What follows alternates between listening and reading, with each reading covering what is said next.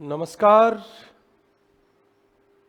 हम पढ़ रहे थे खनिज एवं चट्टान। उसी टॉपिक को आगे पढ़ते हैं। पिछली क्लास में हमने पढ़ा था चट्टान किसे कहते हैं, चट्टान किससे बनी होती है, और फिर हमने बात की थी पृथ्वी की प्रॉपर्टी में कौन कौन से तत्व पाए जाते हैं, संपूर्ण पृथ्वी में कौन से तत्व पाए जाते हैं, और प्रॉपर्टी में कौन से खनिजों की अधिकता होती है। फेल्डस्पार, क्वार्टर्स, पाइरोक्सीन, माइका, ओल्विन, इन सब पे हमने डिस्कस किया था। ओके, सबसे पहला सवाल यहां पे दोबारा से एक बार रिपीट कर देता हूं। चट्टान किसे कहते हैं? चट्टान किसे कहते हैं तो आप याद रखें कि चट्टान खनिजों का संगठित रूप है। बस इतनी बात है। चट्टान क्या होता है? खनिजों का संगठित रूप, संगठित रूप चट्टान कहलाती हैं।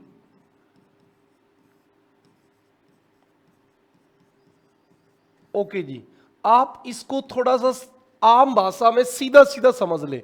जैसे ये खनिजों के कण, अब हम खनिज ने मान के इसको एक मिनट के लिए मान लो ये रेत के कण है, रेत के कण, बालू रेत के कण, और ये आपस में चिपक जाएं और चिपक के एक हो जाएं, चिपक के एक हो जाएं तो ये आपकी क्या हो जाएगी?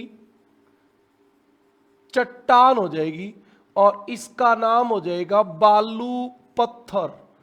बालू पत्थर। यही बात हमने यहां पे लिखी है। खनिजों का संगठित रूप क्या कहलाता है? चट्टान। ओके, अब चट्टान की निर्माण प्रक्रिया या संरचना दोनों एक ही बात है। निर्माण प्रक्रिया या संरचना के आधार पर, संरचना के आधार पर चट्टानें तीन प्रकार की होती हैं।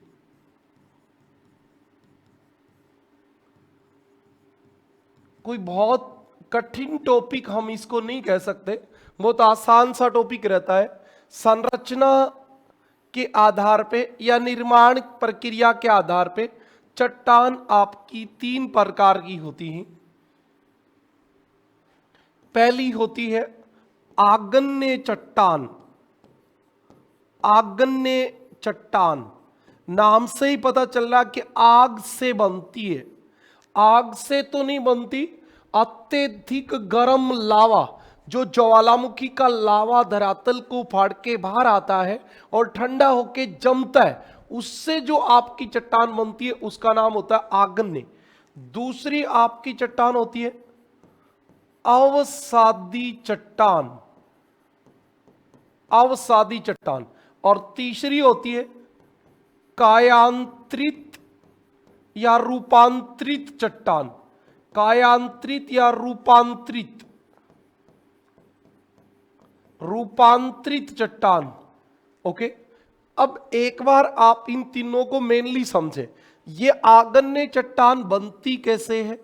धरती के अंदर से, पृथ्वी के अंदर से, भूगर्भ से अत्यधिक तप्त लावा आता है, और वो लावा आके बाहर ठंडा होके जम जाता है, और उसके ठंडा होने से जो चट्टान बनती है उसको कहते हैं आगन्य चट्टान। उसका नाम क्या है? आगन्य चट्टान। अब आप सबसे पहले अपने दिमाग में ये सेट करें कि आगन्य चट्टान पृथ्वी के अंदर के लावा के बाहर आने से बनती है, तो आपके अधिकांश सवाल अपने आप क्लियर हो जाएंगे। जैसे, क्या आगन्य चट्टानों में जीवाश्म पाए जाएंगे? नहीं।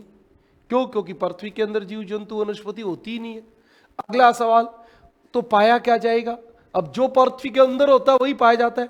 पृथ्वी के अंदर क्या होता है? लोहा, सोना, चांदी, तांबा, सीसा, ये धात्विक खनिज होते हैं, तो ये धात्विक खनिज पाए जाएंगे। अब कोई भी चीज गर्म बाहर आई और वो ठंडी होके जमेगी तो धीरे धीरे धीरे धीरे धीरे पूरी एक बन जाएगी, तो अलग अलग परतें ही नहीं होंगी, बिल्कुल परत नहीं होंगी। और उसके अंदर जैसे जमेगी तो उसके अंदर क्या बनेंगे? रवे व कण बनेंगे। तो ये सारी चीजें आप केवल इस बात से समझ सकते हैं कि पृथ्वी के अंदर का लावा बाहर आता है और बाहर आके ठंडा होता है। जो जो ठंडा होता जाता है ठंडा होके जमता है, और जमने से आपका क्या बनता है? आग्नेय चट्टान। अवसादी चट्टान कैसे बनेंगे? ये कोई पर्वत है, पर्वत यानी आग्नेय चट्टानों से बना है या कायांतरी चट्टानों से बना है। इसको नदी काट काट के और किसी नीचे स्थान पे ले जाके जमा कर दे, यानी अवसादी चट्टान, नाम से ही पता चल रहा है अवसाद।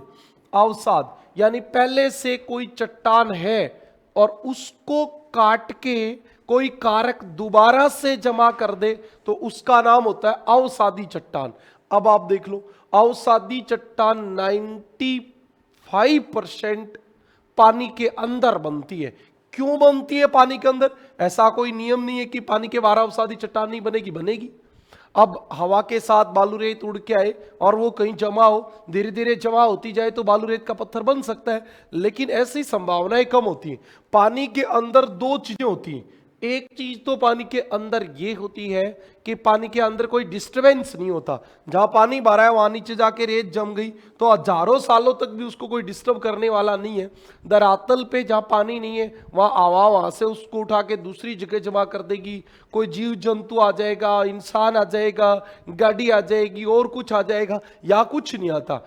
एक तो बात ये, और दूसरी बात ये कि पानी के अंदर दबाव ज्यादा होता है, दबाव, प्रेशर, और पानी के भार से जो कण होते हैं वो जल्दी चिपक जाते हैं और चिपकने से आपकी क्या बन जाती है? अवसादी चट्टान। अब पानी के अंदर बनी तो आपको पता है पानी के अंदर क्या होंगे? जीव जंतु। तो इन चट्टानों में जीव जंतुओं के अवशेष मिलेंगे। आपको शायद पता होगा पेट्रोलियम और खनिज तेल, खनिज तेल, पेट्रोलियम, प्राकृतिक गैस किससे बनते हैं?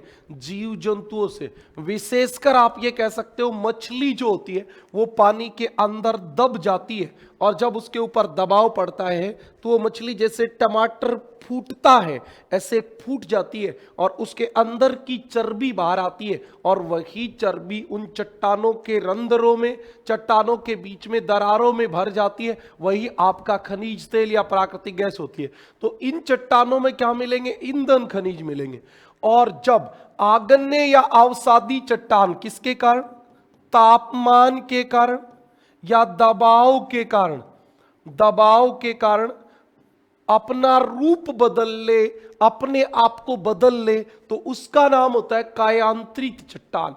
क्या नाम होता है? कायांतरित चट्टान। आप देखिए, एक चट्टान होती है सेल, सेल, SHALE, एक होती है ये वाली सैल, रोक। इसका मतलब तो होता है चट्टान, और ये बेटा बारीक कणों वाली अवसादी चट्टान होती है।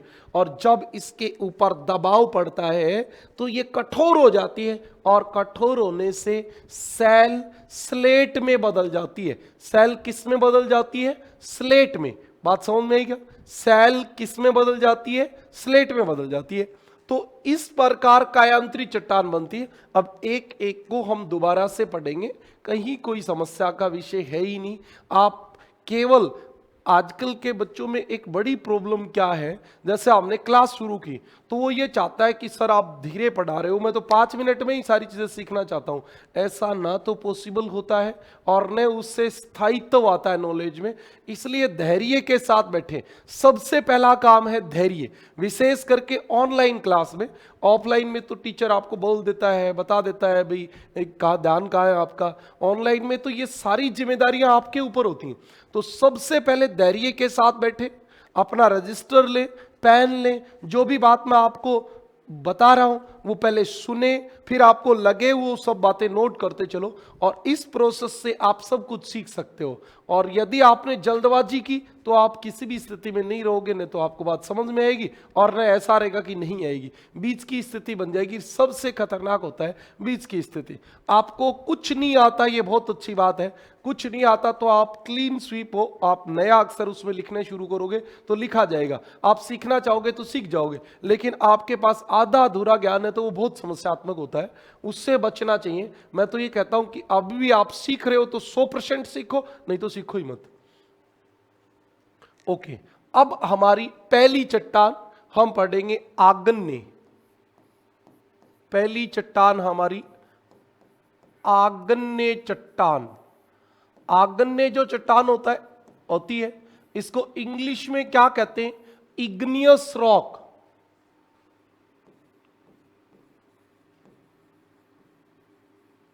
इग्नियस रॉक, ओके, ये इग्नियस रॉक है। सबसे पहला सवाल होता है कि इग्नियस शब्द क्या है, तो आपको पता रहना चाहिए कि आगन्य शब्द लैटिन भाषा के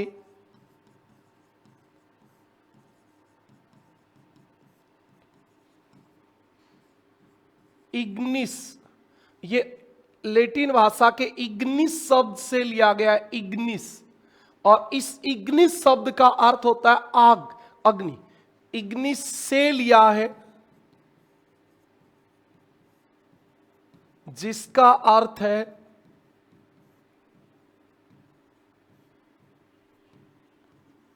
आग या अग्नि। 5 से 10% क्वेश्चन ऐसे भी होते हैं जो बहुत बेसिक लेवल से भी नीचे के होते हैं। जैसे शब्द पूछ लिया जाए कि आगन्य शब्द कौन सी भाषा से लिया गया है, तो लैटिन भाषा से। ये बिलो लेवल के क्वेश्चन होते हैं, लेकिन ऐसे क्वेश्चन आते हैं, तो आपको ध्यान भी रहना चाहिए। अब क्या आग से कोई चट्टान बन सकती है? ना, मतलब ही नहीं है। अभी कैसे बनेगी बताओ? आग से नहीं बनती। एक्चुअली वास्तविकता में आगन्य चट्टान जो है वो किससे बनती है? आगन्य चट्टान पृथ्वी के अंदर से लावा बाहर आता है। क्या बाहर आता है? लावा। और इससे पहले मैं आपको ज्वालामुखी टॉपिक पढ़ा चुका हूं, तो आपको पता है ताजा निकले लावा का तापमान 600 से 1200 डिग्री सेल्सियस होता है। और जब 600 से 1200 डिग्री सेल्सियस तापमान होता है तो ये कैसा दिखेगा? लाल। और आपके आग भी कैसी होती है? लाल।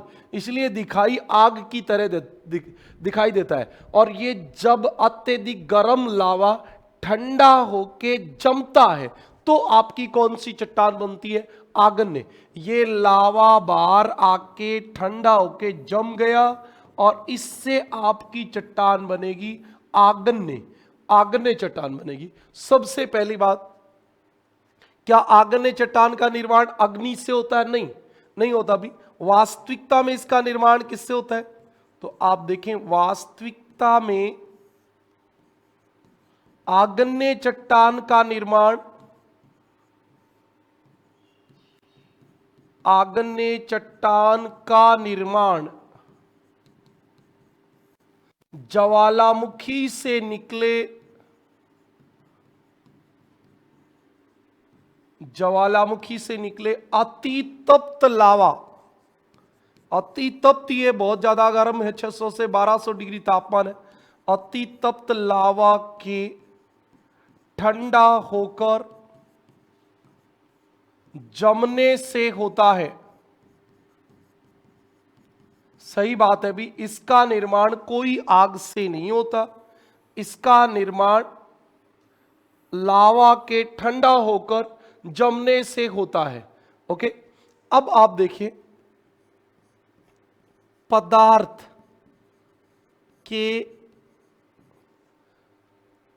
ठंडा होने पर, या आप ये कह सकते हो पदार्थ के तरल से ठोस होने पर, भाई ये तरल जो लावा है इसको तो हम चट्टान कहते ही नहीं है। तो तरल जब पहली बार ठोस होती है तो ठोस होते ही क्या बनती है? ठोस होते ही आगन्य चट्टान बनती है। पदार्थ के तरल से ठोस होने पर सबसे पहले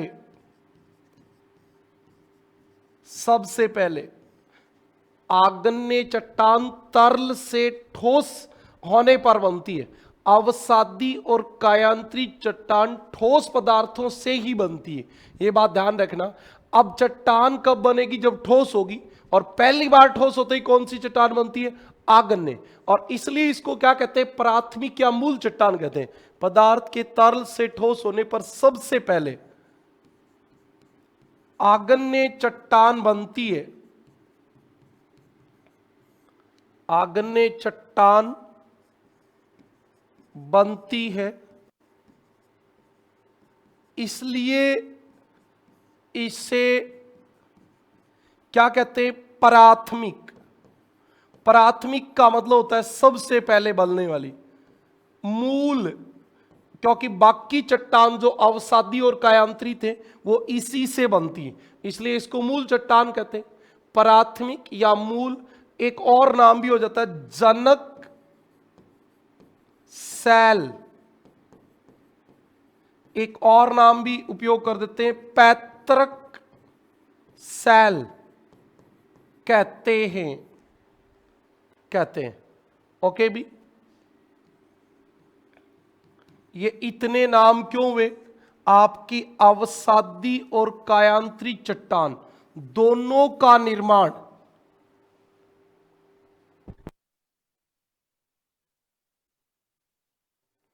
आपकी अवसादी और कायांतरित दोनों चट्टानों का निर्माण आग्नेय चट्टानों से होता है, और इसीलिए इनका नाम क्या है?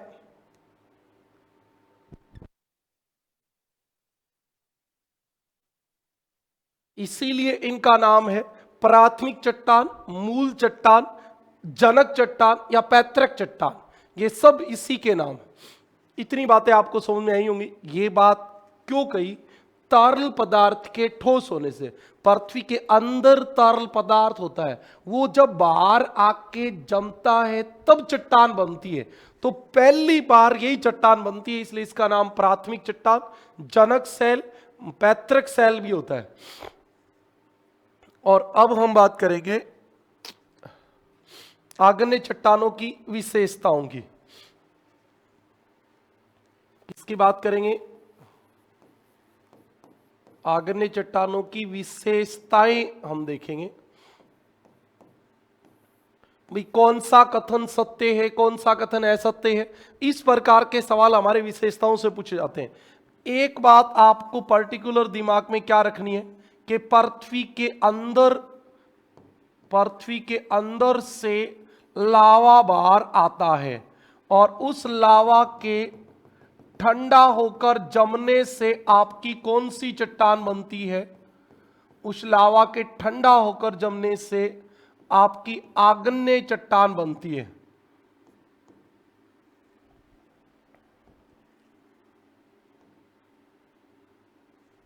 ये बात आपको ध्यान रखनी है। और अब ये बात ध्यान रख के इसकी विशेषताएं हम देखेंगे। पहली विशेषता, ये चट्टान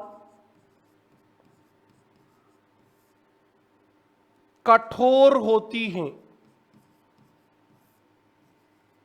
तो आप एक बात बताओ, जब कोई भी चीज तरल से ठंडी होगी तो जब जमेगी तो ठोस बनेगी, कठोर बनेगी।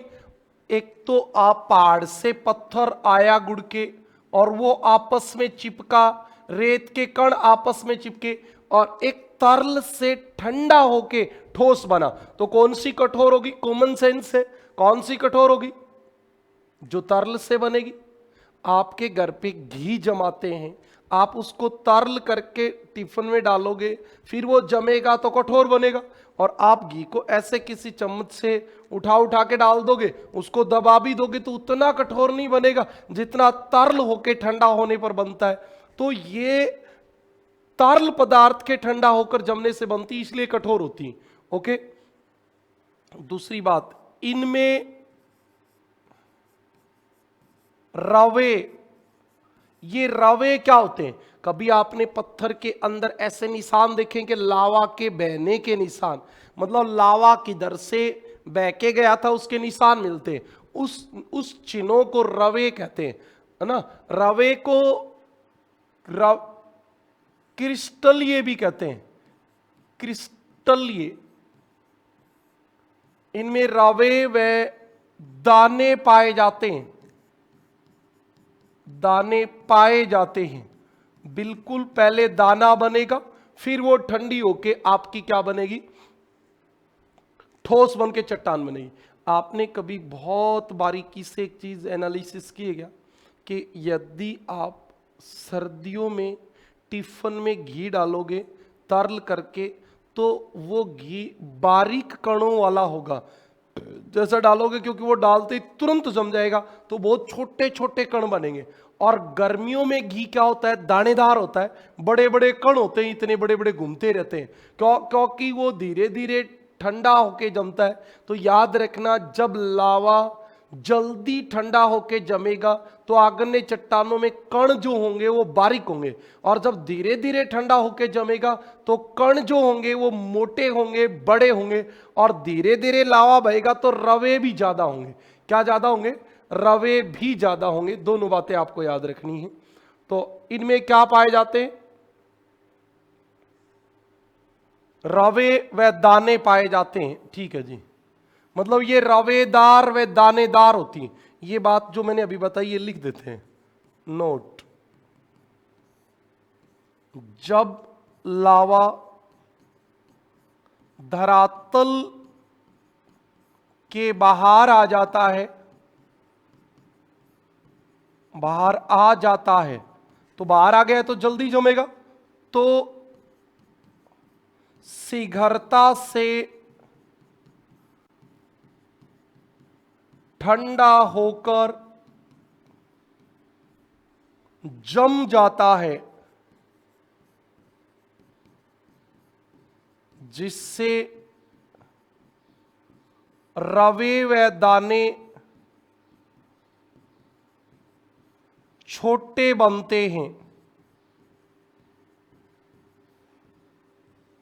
जैसे बेसाल्ट, बेसाल्ट चट्टान। जब लावा पृथ्वी के अंदर जमता है, पृथ्वी के अंदर जमता है, तो धीरे धीरे ठंडा होता है, जिससे कण व रवे बड़े बनते हैं,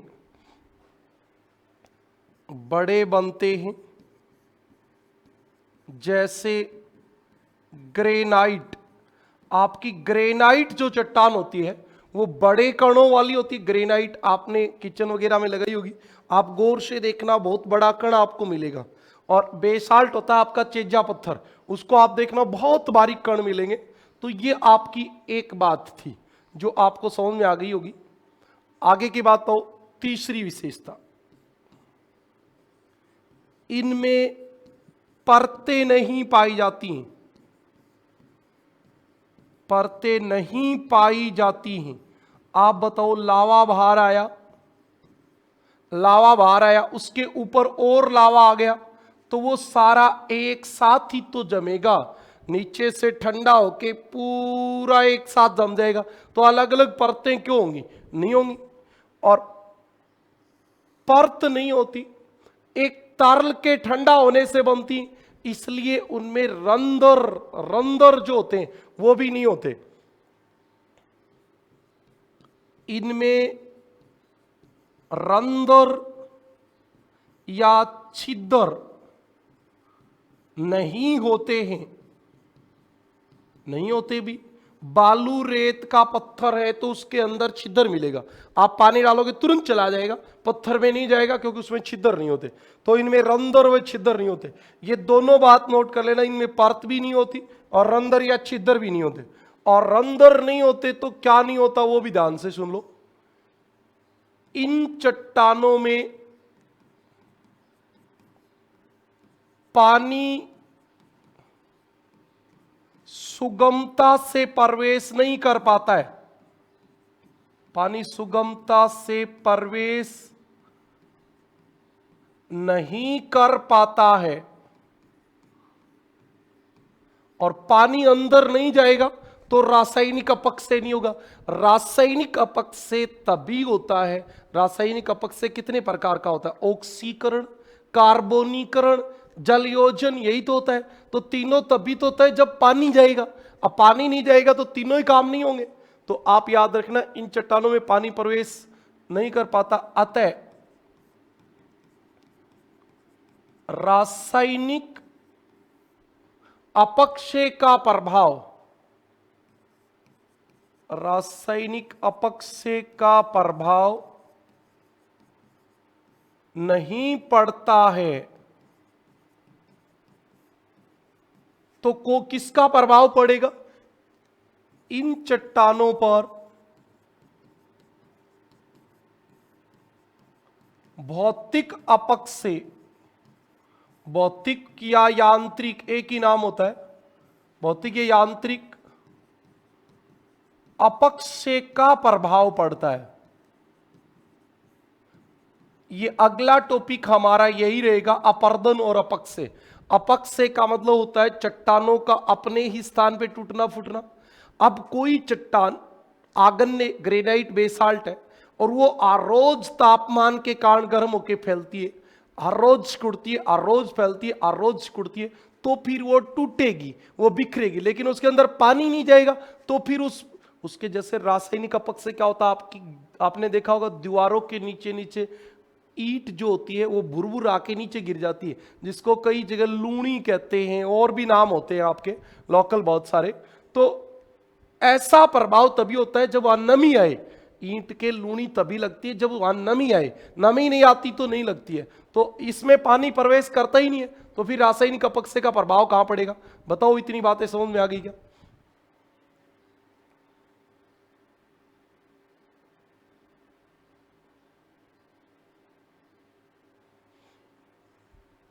ओके भी, इतनी बातें समझ में आ गई तो अगली बात पे चलते हैं।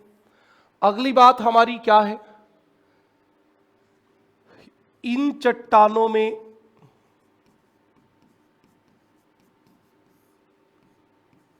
जीवाश्म नहीं पाए जाते हैं।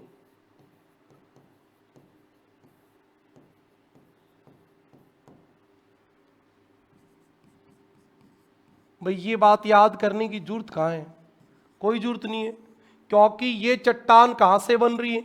जो लावा पृथ्वी के अंदर से बाहर आ रहा है। आप बताओ, पृथ्वी के अंदर कोई जीव जंतु रहते हैं क्या?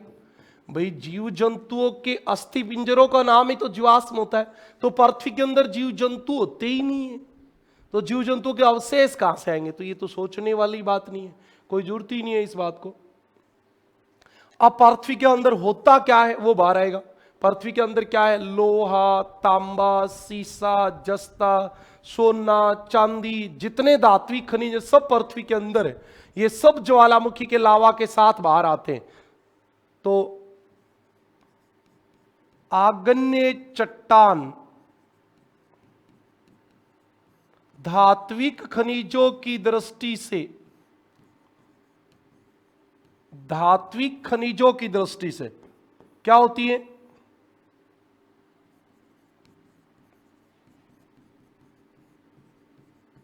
धनी होती हैं। ज्वालामुखी अपने साथ लोहा, तांबा, सोना, चांदी, सीसा, जस्ता बाहर लाती है। बिल्कुल लाती है भी। यदि ज्वालामुखी नहीं होती तो ये खनिज ही बाहर नहीं आते। आपके जितना विकास है ये विकास ही नहीं हो पाता। तो ये लोहा, तांबा कई बच्चों को लगता है सर सीसा, अरे सीसा क्या है? सीसा एलोह धातु है। कल वाले वीडियो में ये बात बताई थी मैंने, एलो धातु, धात्विक खनिज की बात कर रहा हूं मैं। देखो इधर मैंने धात्विक खनिज लिखा है। अधात्विक खनिज क्या होते हैं? अबरक वगैरह, कोयला, पेट्रोलियम, ये अधात्विक होते हैं। तो आपको याद रखना है कि इनमें धात्विक खनिज ज्यादा पाए जाते हैं। अब सबसे इंपॉर्टेंट है मुख्य आग्नेय चट्टान। मुख्य आग्नेय चट्टान कौन सी? तो दो नाम तो सबसे पहले आपको याद रखने। एक तो आपको याद रखना है बेसाल्ट। क्या याद रखना है? बेसाल्ट।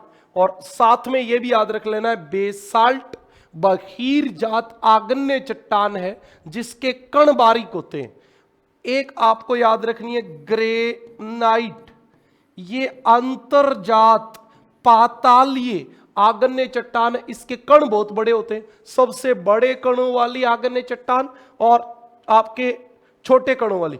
पिछली बार सेकंड ग्रेड आरपीएससी में क्वेश्चन आ चुका है, अंतर्जात और बहिर्जात वाला, देख लो आप। इतनी इंपॉर्टेंट बातें हैं ये, छोटी छोटी बातें। अब इसके अलावा आप जानना चाहो तो जैसे पिचस्टोन, पिचस्टोन इसमें कण बारीक होते हैं, ये अभी बताऊंगा, पिचस्टोन है। और ऑब्सीडियन है, ऑब्सीडियन, ऑब्सीडियन इंपॉर्टेंट। तो ये चार ही नाम है। अब इसके अलावा जैसे आपके ज्वालामुखी वाले नाम आ जाते हैं, ज्वालामुखी वाले ग्रेबो, बम, ब्रेसिया, तो ये सब तो ज्वालामुखी के साथ निकले टुकड़ों का नाम होता है। एक डायोराइट भी होता है भी, डायोराइट, ये डायोराइट भी आग्नेय चट्टान है। एक आध और बता दूंगा बाद में निर्माण के आधार पे। और देखें तो पैग्मेटाइट भी एक चट्टान होती है आग्नेय, पैग्मेटाइट, पैग्मेटाइट, ये सब आपकी कौन सी चट्टान है? आग्नेय चट्टान है। इधर मैंने आपको एक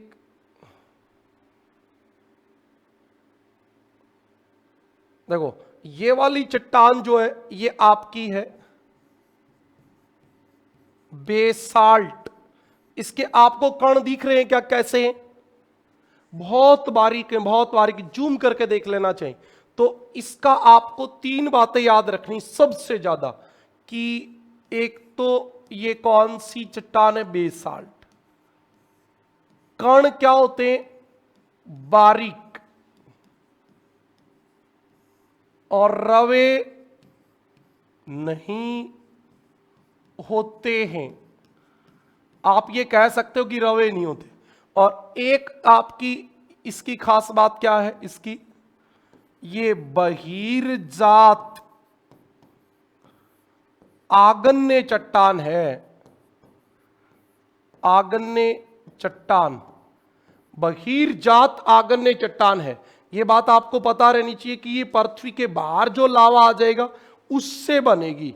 ओके। और एक ये आपकी क्षारीय, जिसको क्षारीय, अम्लीय और क्षारीय नहीं होता क्या?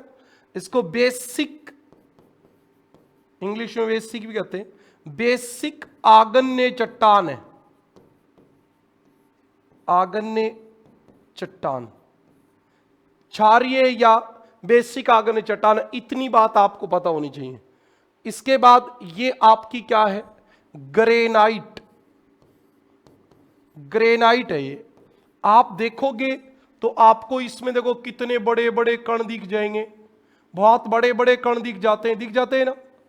तो ये बड़े कणों वाली चट्टान होती है। आप गौर से देखोगे तो दिखेगा, सब कुछ समझ में आएगा। चलो इसकी भी दो चार बातें लिख देते हैं। ग्रेनाइट,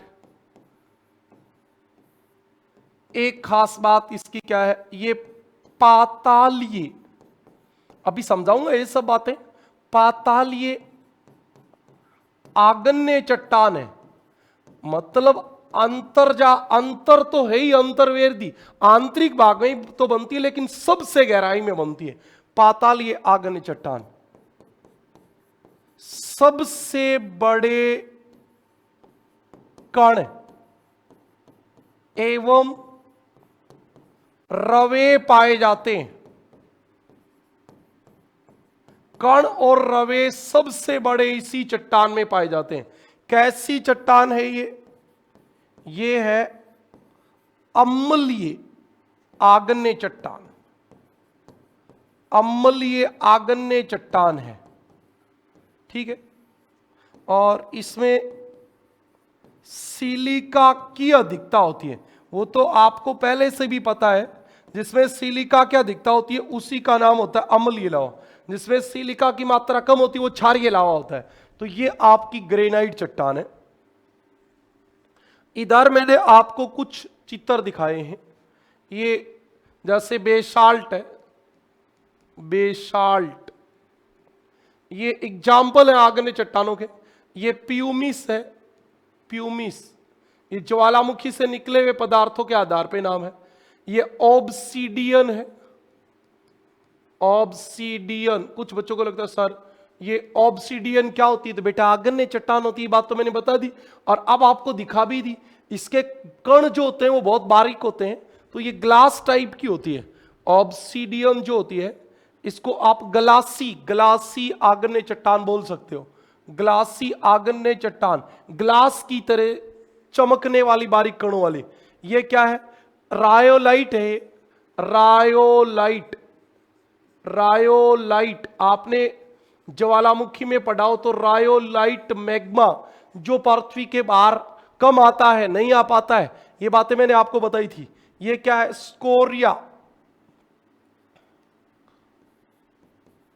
स्कोरिया, स्कोरिया है। ये क्या है, डीसाइट है ना। ये क्या है, ग्रेनाइट, ग्रेनाइट। ये क्या है, ग्रेबो, ग्रेबो। ये क्या है, डाइबेस। ये इतने आती नहीं है, डाइबेस। ये डायराइट, डायोराइट, डायोराइट। ये पैग्मेटाइट, पैग्मेटाइट। ये पेरिडोटाइट, इसका नाम भी लिख देता हूं, पेरिडोटाइट। ये आपके आग्नेय चट्टानों के एग्जाम्पल हैं। ये आपके क्या है, एग्जाम्पल है। तो ये मैंने आपको पीछे वाले वीडियो में यही बातें बताई है। पीछे वाली क्लास में जैसे अभी इस वाले में देखो ये लिखा, basalt, granite, pitchstone, obsidian, pegmatite, diorite, breccia, bomb, ग्रेबो। यही उधर मैंने आपको पिक्चर के द्वारा दर्शा दिया। पिक्चर से पिक्टोरियल जो चीजें होती हैं वो थोड़ी सी मेरे हिसाब से समझ में आ जाती हैं ज्यादा आसानी से। आग्नेय चट्टानों के उदाहरण ये। अब हम चलते हैं अगली बात पे। आग्नेय चट्टानों का हम वर्गीकरण करेंगे और सबसे पहला हम करेंगे स्थिति के आधार पर। अभी तक आपने पढ़ा है कि लावा के जमने से आग्नेय चट्टान बनती। ये लावा यहां से चला और मान लो ये बाहर निकलने की बजाय यहां पे ठंडा होके जम गया। और एक बात यह है कि ये बाहर आ गया। अब बाहर तो आ गया तो इसका नाम होगा बहिर्वेधी या बाह्य आग्नेय चट्टान, बहिर्वेदी आग्नेय चट्टान। और इसका नाम क्या होगा, आंतरिक आग्नेय चट्टान, आंतरिक आग्नेय चट्टान। आप सोचो क्या इसमें कोई गलत, कोई समझने वाली कोई बहुत मुश्किल स्थिति है ही नहीं। यदि लावा धरातल को फाड़ के बाहर आ गया तो बहिर्वेदी और अंदर रह गया तो आंतरिक। भूगोल में बहुत सारी बातें केवल ऐसी होती हैं, यदि वो पढ़ी हुई हो तो कोई समस्या नहीं रहती। केवल समस्या तब रहती जब पढ़ी हुई होती ही नहीं, देखी हुई नहीं होती वो बातें, तब समस्यात्मक होती। अब आपसे पूछ ले जाए बेसाल्ट कैसी चट्टान है, अब आगन्य तो है, वो बहिर्जात बहिर्वेदीय या आंतरिक, ये आपको पता होना चाहिए।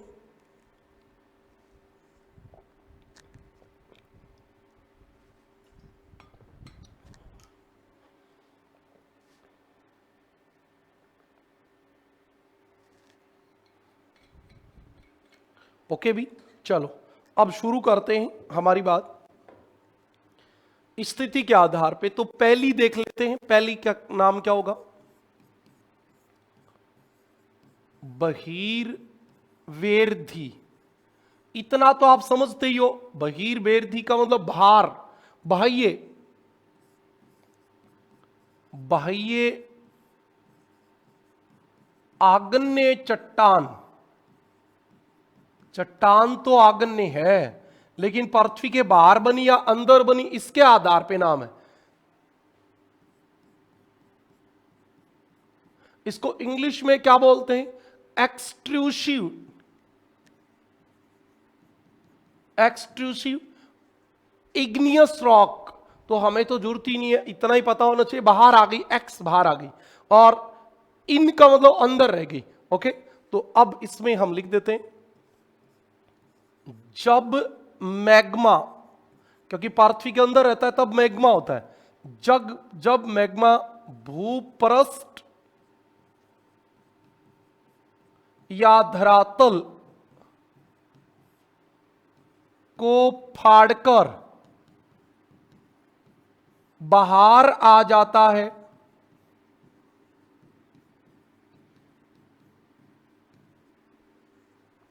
तो लावा धरातल पर शीघ्रता से ठंडा होकर जम जाता है। बाहर आएगा तो जल्दी जमेगा, पृथ्वी के अंदर टेम्परेचर ज्यादा होता है, इसलिए वो धीरे धीरे जमता है। ये बात आपको पता होनी चाहिए। ओके, इन्हें ज्वालामुखी आग्नेय चट्टान भी कहते हैं। ठीक बात है भी, ज्वालामुखी आग्नेय चट्टान भी कहते हैं, क्योंकि जब लावा बाहर आ गया तो ज्वालामुखी हो गई, अंदर रह गया तो ज्वालामुखी नहीं हुई। यह बात ध्यान रखना। इसमें लावा शीघ्रता से ठंडा होता है, अतः रवे व कण बहुत बारीक होते हैं, बहुत बारीक होते हैं। रवे और कण जो हैं वो बहुत बारीक हो जाते हैं। और इसमें एग्जाम्पल आपको पता होना चाहिए। एग्जाम्पल आप देखो, सबसे इंपॉर्टेंट एग्जाम्पल तो है बेसाल्ट। अभी मैं आपको यही बात बता रहा था, यही पेपर में आएगी बात। ये इंपॉर्टेंट की पावर 10,000 वाली बात है। Second grade, first grade, third grade सब में आ जाती है, जहां पे भी चट्टान टॉपिक होता है वहां पे। इसके अलावा ओब्सीडियन, ओब्सीडियन ये भी आपकी बेसाल्ट समूह की चट्टान होती है। एक एंडेसाइट, एंडेसाइट भी इसी की बारीक कणों वाली होती है, ये भी बाहर बनती है। एक रायोलाइट, रायोलाइट। अब देखो, अब मैं आपको और लिखूं कौन से, ब्रेसिया, टफ, लेपिली, बम, तो कोई काम की बात थोड़ी, वो तो ज्वालामुखी के साथ बाहर आने वाले पदार्थों के ही नाम है। फिर भी चलो लिख देता हूं, लेपिली, ब्रेसिया,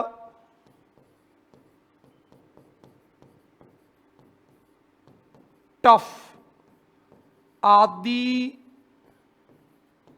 बहिर्वेधी आगन्य चट्टान हैं। इसमें अभी तक यूजीसी नेट तक के एग्जाम में केवल ये बेसाल्ट आया है, केवल ये बेसाल्ट आया, आगे वाली नहीं आई। मेरा मानना ये भी है कि अब ये भी आ जाएगा कभी ना कभी, ऑब्सीडियन। ऑब्सीडियन, और आप थोड़ा सा याद रखो तो यहां तक भी याद रख सकते हो, नहीं तो ये दो पक्के याद रख लो, बाकी की जरूरत नहीं है। ओके भी, इनमें काम की बात कहां थी, ये वाली। रवे व कण बहुत बारीक होते हैं, रवे और कण बारीक होते हैं। क्यों होते हैं? अब कथन कारण वाला क्वेश्चन यूजीसी नेट में फर्स्ट ग्रेड में आ सकता है कि बेसाल्ट चट्टान बारीक कणों वाली होती है, कथन हो गया। अब कारण आपको दे दिया कि इसका कारण क्या है, रीजन, तो आपसे दे दिया बेसाल्ट का निर्माण धरातल पर होता है, धरातल पर लावा तीव्रता से ठंडा होकर जम जाता है। तो इसका मतलब सही बात है, कथन और कारण दोनों सही है, व्याख्या भी सही है, तो ये आपको देखनी है।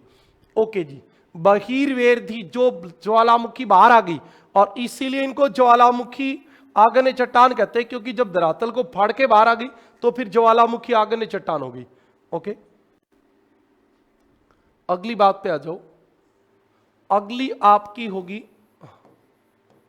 अंदर रह गई तो नाम क्या होगा अभी, अंतर्वेधी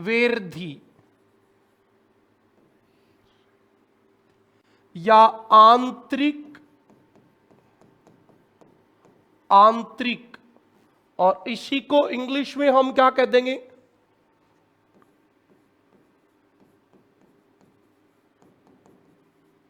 आग्नेय चट्टान।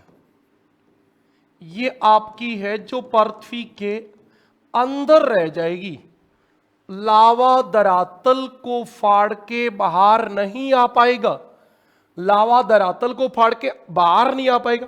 अब ये दो प्रकार की होती हैं, दो प्रकार की क्या होती हैं, एक तो लावा यहां से ऊपर उठ ही नहीं पाया, यहां से ऊपर उठ ही नहीं पाया, यहीं पे ठंडा होके जम गया, तो इसका नाम होता है पातालीय, पातालीय आंतरिक आग्नेय चट्टान। और एक यहां से लावा उठा तो सही, लेकिन बाहर नहीं निकल पाया, और बाहर नहीं निकल पाया तो रास्ते में जम गया। यह हमने ज्वालामुखी की स्थलाकृतियों में पढ़ा भी था, लैकोलिथ, लैपोलिथ, फैकोलिथ, लेकिन बाहर नहीं आया, बाहर आते ही तो बहिर्वेदी चट्टान बन जाएंगी।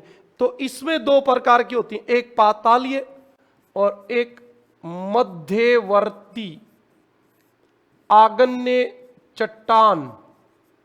मध्यवर्ती आग्नेय चट्टान के लावा नीचे से चल तो पड़ा, लेकिन बाहर नहीं पहुंचा, रास्ते में ही ठंडा होके जम गया, इसलिए इनका नाम होता है मध्यवर्ती आग्नेय चट्टान।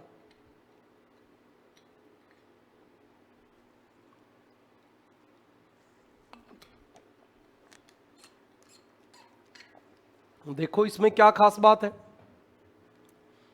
पहली बात, जब लावा पृथ्वी के बाहर नहीं आ पाता है, नहीं आ पाता है, आंतरिक भाग में ही,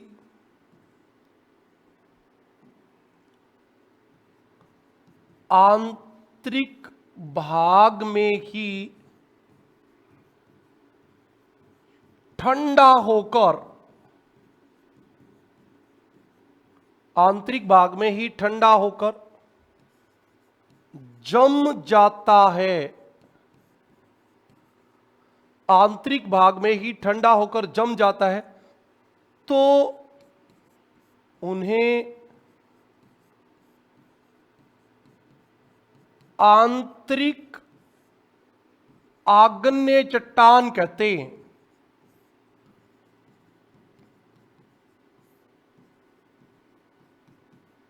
आंतरिक आग्नेय चट्टान कहते हैं, उसका नाम होता है आंतरिक आग्नेय चट्टान। ये दो प्रकार की होती हैं, आंतरिक आग्नेय चट्टान वापिस से दो प्रकार की होती हैं। और कौन कौन सी होती हैं देखो,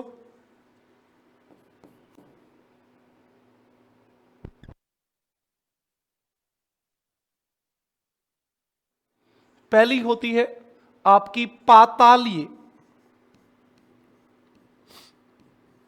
पातालीय, पातालीय का ही नाम होता है प्लूटोनिक। प्लूटोनिक ये इंग्लिश वर्ड है।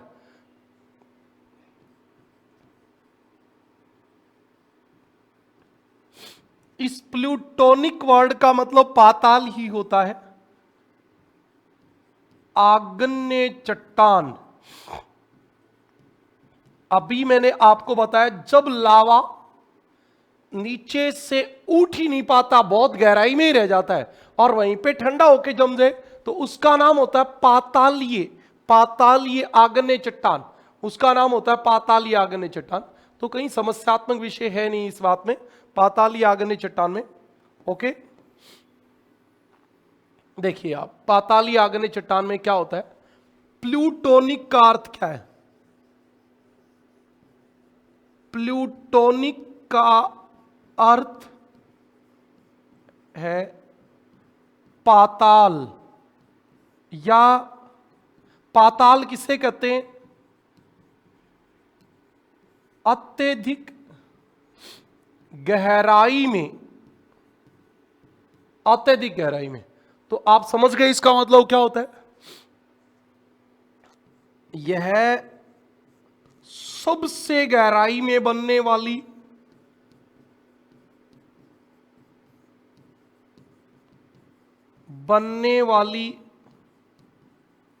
आग्नेय चट्टान होती है। आग्नेय चट्टान होती है, मतलब बहुत ज्यादा गहराई में इसमें होता है। और इसका ध्यान रखना कि इसका एग्जाम्पल कौन है? ग्रेनाइट। ग्रेफाइट जो होती है वो कायांतरी चट्टान होती है, पेंसिल की नींब वाली। ये क्या है? ग्रेनाइट। आपको पता होना चाहिए ग्रेनाइट पातालीय आग्नेय चट्टान का सर्वोत्तम उदाहरण है।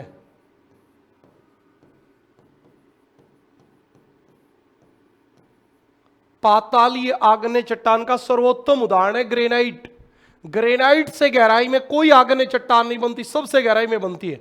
ओके, और इसके दो और भी होती हैं, दो चट्टान और भी होती हैं जो पातालीय होती हैं। एक होती है डायोराइट। डायोराइट, लेकिन एग्जाम में केवल ग्रेनाइट आती है, डायोराइट। एक तो डायोराइट होती है और एक होती है पेरिडोटाइट। पेरिडोटाइट,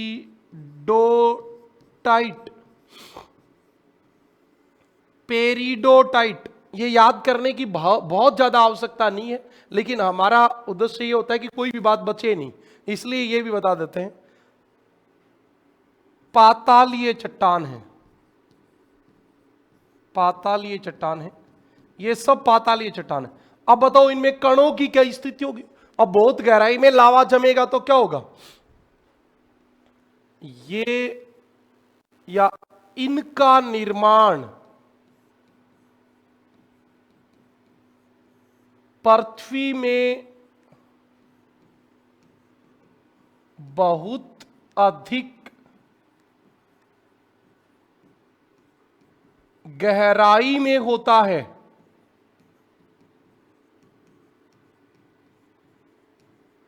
इसलिए लावा नहीं कहेंगे, मैग्मा कहेंगे। इसलिए मैग्मा बहुत धीरे धीरे, बहुत धीरे धीरे ठंडा होता है। अतः रवे व कण सबसे बड़े होते हैं। याद रखना, सबसे बड़े कणों वाली आग्नेय चट्टान का नाम है ग्रेनाइट। सबसे बड़े कणों वाली आग्नेय चट्टान का नाम है ग्रेनाइट। याद रखना भाई, सबसे ज्यादा रवे, सबसे बड़े कण किसमें होते हैं? ग्रेनाइट में होते हैं। ठीक है, यह बात भी कंप्लीट होगी। अब आपकी आ गई, देख लेता हूं मैंने क्या टाइटल डाला था यार, 1 नंबर, हाँ 1 नंबर पातालीय। यह अंतर्वेदी चल रही। पातालीय के बाद आपकी अगली बात आ गई, कौन सी? मध्यवर्ती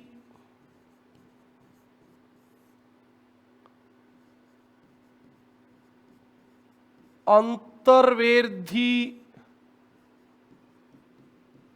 आग्नेय चट्टान। यानी कि इसमें भी लावा तो पृथ्वी को फाड़ के बाहर आया ही नहीं, पृथ्वी के अंदर ही रह गया। जब मैग्मा भूगर्भ से ऊपर उठता है, परंतु जब मैग्मा भूगर्भ से ऊपर उठता है परंतु बाहर नहीं आ पाता,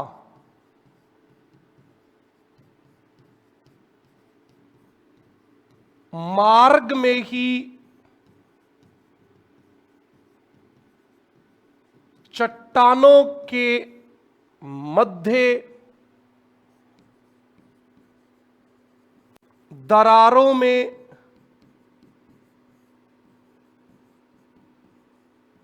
ठंडा होकर जम जाता है। यह बात सही कह रहा है कि ये, अब ध्यान से सुनना, ये पृथ्वी है, अंदर से लावा चल तो पड़ा लेकिन ये बाहर नहीं आ पाया, रास्ते में जम गया, जिसका नाम आपको पता होगा क्या था? फैकोलिथ।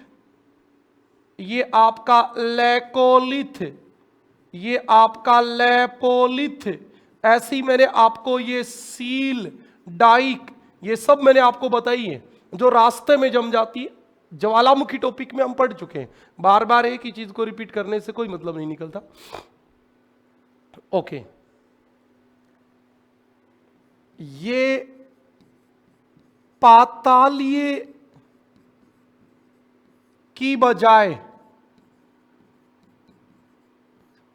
जल्दी ठंडी होती है, अतः इसमें पातालीय से छोटे कण व बहिर्वेदी से बड़े कण होते हैं। आप इनको मध्यम कणों वाली चट्टान भी कह सकते हो, न तो बहुत बड़े होते हैं न छोटे होते हैं। इनमें प्रमुख कौन है, क्या क्या नाम होता है? इनमें बैथोलिथ, लेकोलिथ, फेकोलिथ, सील, डाइक मुख्य हैं। एक बात यहां ध्यान रहे आपको, ये आग्नेय चट्टानों के नाम नहीं है, ये आग्नेय चट्टानों के रूप है। रूप जमाव किस रूप में हुआ, ऐसे। ये लिख देता हूं, ये अंतर्जात आग्नेय चट्टान का रूप हैं ने की प्रकार। एक बात और बताना चाहूंगा मैं आपको, ये बैथोलिथ जो होता है ये इन सब में सबसे गहरा होता है, लेकिन इसको हम पातालीय में शामिल नहीं करेंगे। ये भी मध्यवर्ती का ही पार्ट होता है, क्योंकि बैथोलिथ भी तब बनता है जब बहुत गहराई में लावा, नीचे से चला हुआ लावा जम जाता है। अब वर्ड तो वहां पे भी बहुत गहराई में उपयोग होता है, लेकिन पाताल ये उपयोग नहीं होता। ये बात आपको पता होनी चाहिए। यहां तक की बातें आपको समझ में आ गई क्या, बताओ?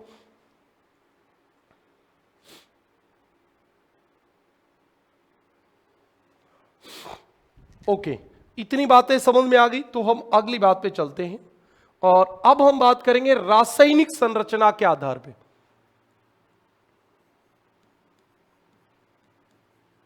रासायनिक संरचना के आधार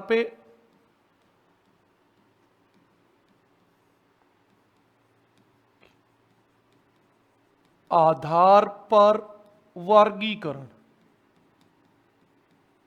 ठीक है जी। रासायनिक संरचना का मतलब होता है किस चट्टान में क्या ज्यादा है, मतलब किसमें सिलिका ज्यादा है, किसमें मैग्नीशियम ज्यादा है, किसमें फेरस ज्यादा है।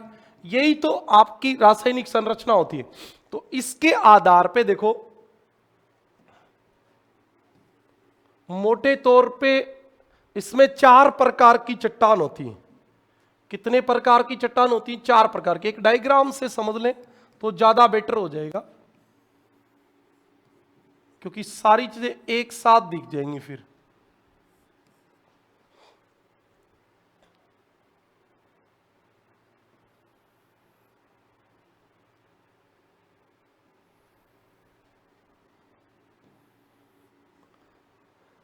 देखिए, पहली आपकी होती है अम्लीय आग्नेय चट्टान।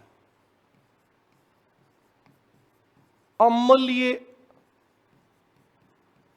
आग्नेय चट्टान, तो अम्लीय लावा का प्रकार है। दूसरी आपकी होती है क्षारीय।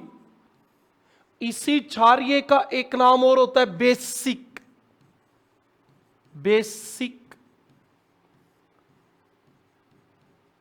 आग्नेय चट्टान, बिल्कुल। तीसरी आपकी होती है मध्यवर्ती मतलब इन दोनों के बीच में, न तो अम्लीय न क्षारीय, मध्यवर्ती आग्नेय चट्टान।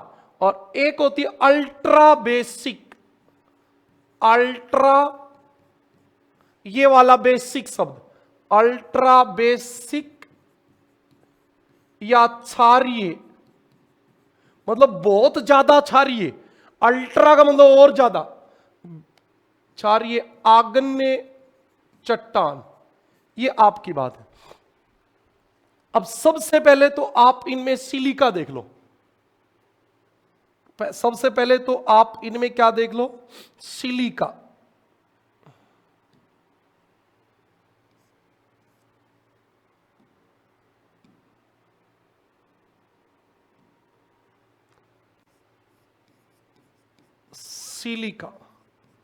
इसमें सिलिका कितनी होती है?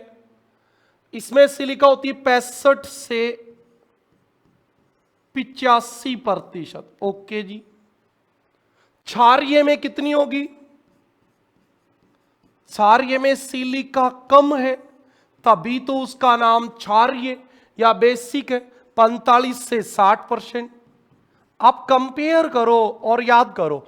अम्लीय में सिलिका ज्यादा होती, तभी गाढ़ा चिपचिपा लावा होता है। क्षारीय चिपचिपा गाढ़ा नहीं होता, क्योंकि उसमें सिलिका की मात्रा कम होती है। ओके। मध्यवर्ती में तो भी इनके बीच की होती है, तो 45 से 60 और 65। तो इसमें आप सिलिका जब आप देखोगे तो आपके सामने एक निष्कर्ष आ जाएगा, और वो क्या आ जाएगा? 55 से आप कह सकते हो 65, मतलब बीच की। और अल्ट्रा बेसिक में तो सिलिका बहुत कम होगी, तो इसमें सिलिका कितनी होगी? 45% से कम। सोचने वाली ज्यादा बात ही नहीं है। अम्लीय लावा तभी अम्लीय होता है जब उसमें सिलिका की मात्रा ज्यादा होती है। सिलिका की मात्रा ज्यादा होती है, इसमें कम होती है तो क्षारीय होता है। मध्यवर्ती में तो बीच की होगी। और अल्ट्रा बेसिक या अल्ट्रा क्षारीय, अल्ट्रा का मतलब और ज्यादा क्षारीय, और इसमें सिलिका 45 से क्या होती है? कम। अब आपको इनका घनत्व बता देता हूं कि घनत्व की क्या स्थिति होती है। इसका घनत्व हल्की बारिश से पता चल जाएगा। इसका घनत्व होता है 2.75 से 2.8। ठीक है जी। इसका कितना होता है घनत्व? आपके कमेंट का मैं वेट कर रहा हूं। आप लोग यदि कमेंट करोगे तो उसका जवाब भी देंगे। लाइव क्लास आपकी चल रही है। 3.0। मध्यवर्ती तो मध्यवर्ती होगा।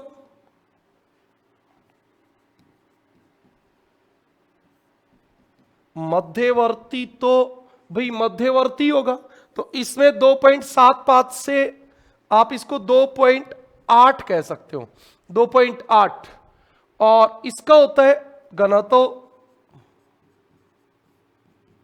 2.8 से 3.4। बड़ी खतरनाक बात है। सबसे भारी चट्टान होती है अल्ट्रा बेसिक। इतनी बात समझ में आ गई? अब आपको एग्जाम्पल बताता हूं। भाई इसमें कुछ नहीं लग रहा मुझे तो। ये आपकी एक चट्टान है ग्रेनाइट। ग्रेनाइट जो होती है वो होती है।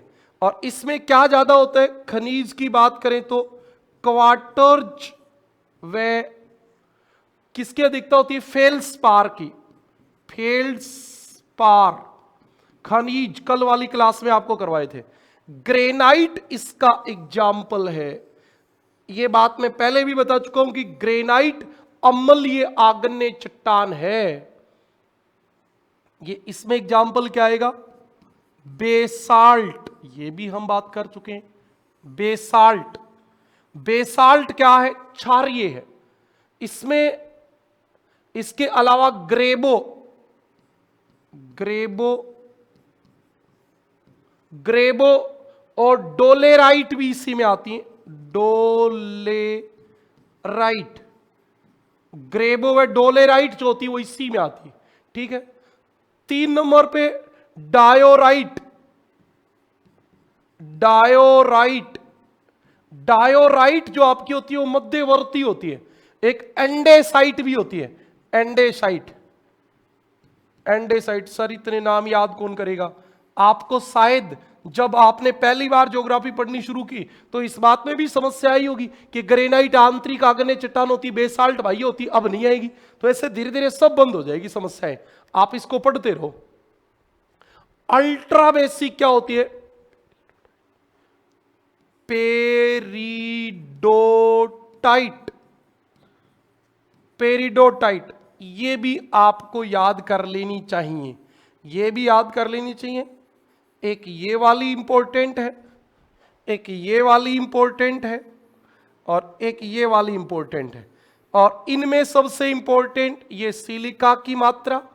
ये आपसे एग्जाम में पूछी जा सकती है। जिन चट्टानों में सिलिका सबसे कम होती है वो क्या कहलाती है, और सबसे ज्यादा होती है वो क्या कहलाती है?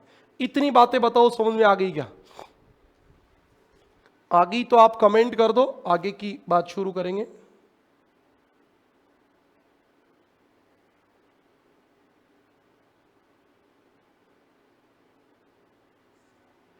ठीक है जी। अब हमारी ये रासायनिक संरचना के आधार पे थी। पहली स्थिति के आधार पे थी, फिर रासायनिक संरचना के आधार पे थी। अब हम बात करेंगे कणों के आधार पर।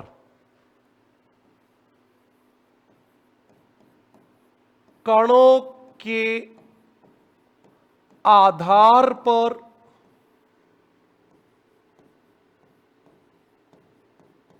आग्नेय चट्टान। कणों के आधार पर आग्नेय चट्टान। भाई बड़े कण वाली, छोटे कण वाली, इतनी देर से यही बातें बता रहा हूं। अब कोई समस्यात्मक मुझे तो लग भी नहीं रहा, लेकिन फिर भी मैं बता देता हूं। इसको भी ऐसे ही पार्टिसिपेट कर ले, नहीं चलो ऐसे लिख देते हैं। 1 नंबर, बड़े कणों वाली आग्नेय चट्टान।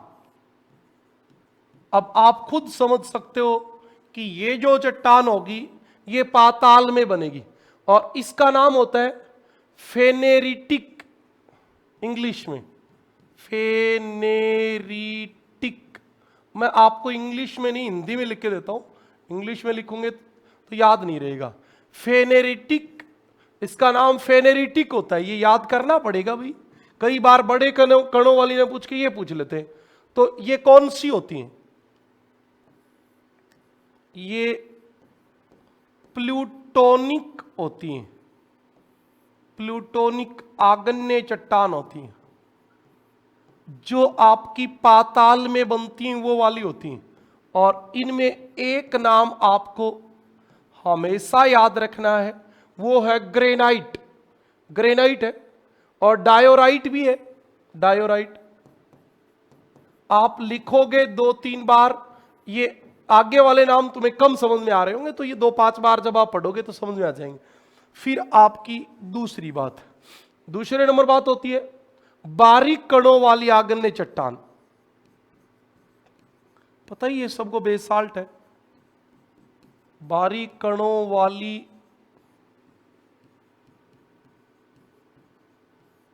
आग्नेय चट्टान।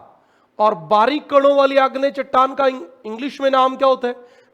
एफेनेटिक। एफेनेटिक, एफेनेटिक आग्नेय चट्टान होती है। ओके, इसमें क्या होते हैं? बेसाल्ट इसका उदाहरण होता है। इसमें कण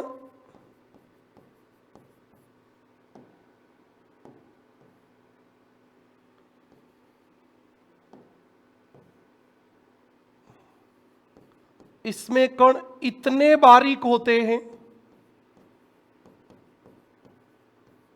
इतने बारीक होते हैं कि उन्हें किससे देखना पड़ेगा बताओ? माइक्रोस्कोप से। माइक्रोस्कोप के बिना नहीं देखा जा सकता है।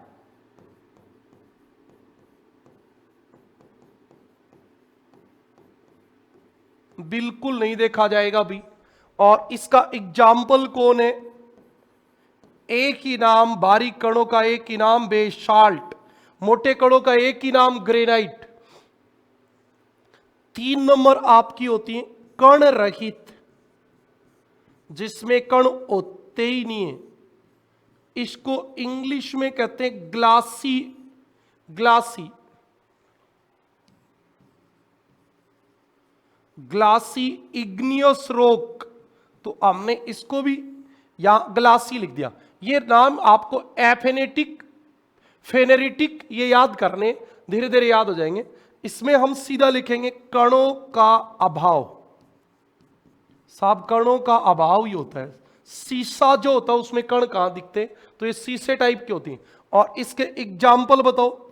एक एग्जाम्पल थोड़ी देर पहले मैंने बताया था, ऑब्सीडियन। और मैंने ये भी कहा था कि ये याद रख लेना है, ये काम का है। ऑब्सीडियन, पिचस्टोन। पिचस्टोन,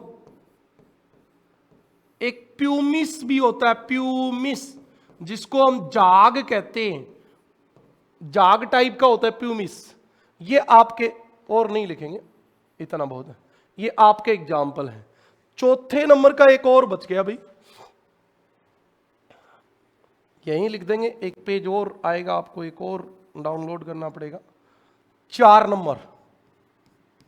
4 नंबर आपकी होती फ्रैगमेंटल। फ्रैगमेंटल यानी एक, वैसे तो इसमें कणों का आधार नहीं होता, अथवा टुकड़ों वाली सेल कहते हैं इसको, टुकड़ों वाली सेल। मतलब चट्टानों के टुकड़े ही आ जाएं जो ज्वालामुखी के साथ आते हैं, आपको पता ही है।